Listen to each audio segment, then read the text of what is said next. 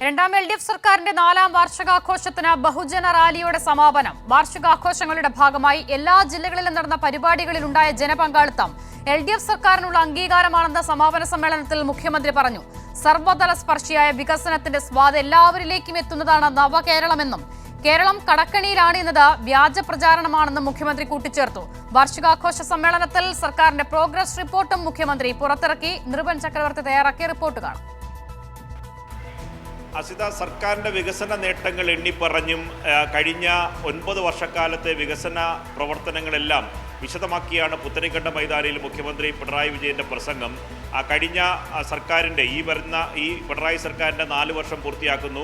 ഒന്നാം പിണറായി സർക്കാരിൻ്റെ കാലം മുതൽ പരിശോധിക്കുകയാണെങ്കിൽ 10ാമത്തെ വർഷത്തിലേക്കാണ് പിണറായി സർക്കാർ കടക്കുന്നത്.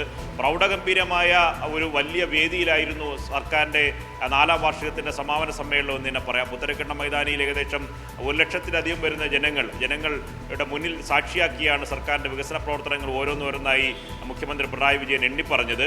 വികസന നേട്ടങ്ങളുടെ ഏറ്റവും പ്രധാനപ്പെട്ട കാര്യം 2016 മുതൽ ഈ കാലം രണ്ടും കൂടി താരതമ്യം ചെയ്യുകയാണെങ്കിൽ ഓരോ രംഗത്തും ഉണ്ടായ വികസനത്തിൽ ഉണ്ടായ മാറ്റത്തെ സംബന്ധിച്ച് ജനങ്ങൾക്ക് പൂർണ്ണമായി ബോധ്യമുള്ളതാണ് എന്നും മുഖ്യമന്ത്രി പറഞ്ഞു. ഒന്ന്, പൊതുവിദ്യാഭ്യാസ രംഗത്ത് വന്ന വലിയ തരത്തിലുള്ള മാറ്റം. സ്കൂളുകൾ അടച്ചുപൂട്ടുന്ന ഘട്ടമുണ്ടായിരുന്നു. അതിൽ മാറ്റം വന്ന് സ്കൂളുകളിലേക്ക് കൂടുതൽ വിദ്യാർത്ഥികൾ എത്തുന്ന ഘട്ടത്തിലേക്ക് മാറി. പൊതുവിദ്യാഭ്യാസ രംഗത്തുള്ള വലിയ മാറ്റമാണ്. ആരോഗ്യരംഗത്ത് കോവിഡ് പോലുള്ള മഹാമാരിയെ എങ്ങനെയാണ് കേരളം അതിജീവിച്ചത്? മുമ്പ് 2016 മുമ്പേ ഉള്ള ഒരു സർക്കാരാണ് കേരളം ഭരിച്ചിരുന്നെങ്കിൽ ആശുപത്രികൾ പൂട്ടുന്ന നിലയിലായിരിക്കുമായിരുന്നു. കോവിഡിനെ കേരളത്തിന് ഇങ്ങനെ അതിജീവിക്കാൻ കഴിയുമായിരുന്നില്ല. അങ്ങനെ ഓരോ രംഗത്തുള്ള വികസന രംഗത്ത് കേരളത്തിലുണ്ടായ കുതിച്ചുചാട്ടം എണ്ണി പറഞ്ഞാണ് മുഖ്യമന്ത്രി പിണറായി വിജയൻ്റെ പ്രസംഗം. കിഫ്ബി പോലെയുള്ള പദ്ധതി പ്രകാരം 90,000 കോടിയുടെ വികസന നേട്ടങ്ങളാണ് കേരളത്തിന് ഉണ്ടായത് എന്ന് മുഖ്യമന്ത്രി ഇന്നത്തെ പൊതുസമ്മേളനത്തിൽ പറഞ്ഞു. കിഫ്ബിയോട് എതിർപ്പ്, വലിയ പരിഹാസം, നടക്കാൻ പോകാത്ത കാര്യം, എവിടുന്ന് പണം കിട്ടാൻ, അങ്ങനെ പല ആക്ഷേപങ്ങൾ നാം കേൾക്കേണ്ടതായി വന്നു.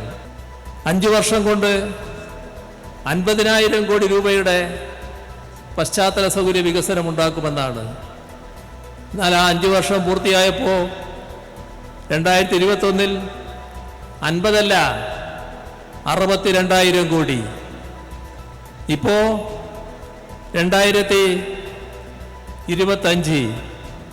2021 തുടർഭരണം LDFന് സമ്മാനിച്ചതിൻ്റെ ഭാഗമായി ഇപ്പോൾ 62 അല്ല 90,000 കോടിയുടെ വികസന പദ്ധതികളാണ് ഈ കിഫ്ബി മുഖേന ഏറ്റെടുക്കാനായിട്ടുള്ളത്.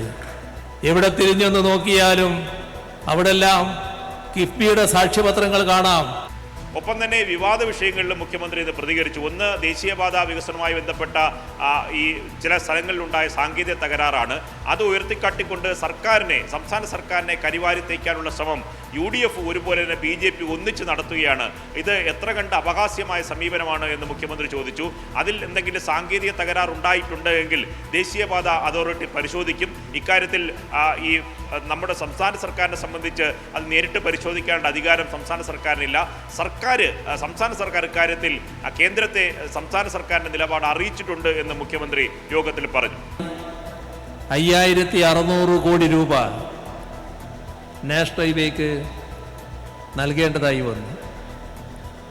ഇത് UDF സർക്കാർ കാണിച്ച കെടുകാര്യസ്ഥയുടെ ഭാഗമായി നമുക്കുണ്ടായ പിഴയാണ്. അപ്പോഴാണ് ഈ മഴക്കാലത്തുണ്ടായ ചില പ്രശ്നങ്ങൾ നാഷണൽ ഹൈവേയുടെ നിർമ്മാണവുമായി ബന്ധപ്പെട്ടുണ്ടായത്. ഉടനെ അത് സംസ്ഥാന സർക്കാരിൻ്റെ എന്തോ വീഴ്ചയാണ് എന്ന് സ്ഥാപിക്കാനുള്ള ശ്രമം നടന്നു. UDFും BJPയുടെ ചില ആളുകളും ഒരേപോലെ നടത്തുന്നതായി നാം കാണുന്നുണ്ട്. എത്ര പരിഹാസ്യമായ നിലയാണെന്ന് നോക്കണം. മുടങ്ങിക്കിടന്ന, ഇവിടെ യാഥാർത്ഥ്യമാകില്ല എന്ന് കരുതിയ നാഷണൽ ഹൈവേ യാഥാർത്ഥ്യമാകും എന്ന നില LDF സർക്കാരിന് ഉണ്ടാക്കാൻ കഴിഞ്ഞിട്ടുണ്ട്. അസിത, സംസ്ഥാന സർക്കാരിൻ്റെ 4ാം വാർഷികവുമായി ബന്ധപ്പെട്ട് വലിയ തരത്തിലുള്ള പ്രചരണം കാസർഗോഡ് നിന്ന് ആരംഭിച്ച് തിരുവനന്തപുരത്ത് സമാപിക്കുമ്പോൾ ജനങ്ങളെ ഈ കാര്യങ്ങൾ ബോധ്യപ്പെടുത്തുക എന്നതായിരുന്നു സർക്കാരിൻ്റെ ലക്ഷ്യം. വിവിധ തരത്തിലുള്ള പ്രദർശനങ്ങൾ, രാവിലെ എല്ലാ ജില്ലകളിലുമുള്ള ആലോചനാ യോഗങ്ങൾ, തലസ്ഥാനത്തും ഇന്ന് രാവിലെ 500-ലധികം വരുന്ന സമൂഹത്തിൻ്റെ വിവിധ ഭാഗങ്ങളിലുള്ള പ്രതിനിധികൾ പങ്കെടുത്ത യോഗം നടന്നിരുന്നു. അതിനുശേഷമാണ് വലിയ വിപുലമായ ജനങ്ങളുടെ പ്രാതിനിധ്യമുള്ളൊരു പൊതുസമ്മേളനത്തോടെ 4ാം വാർഷികം സമാപിച്ചത്.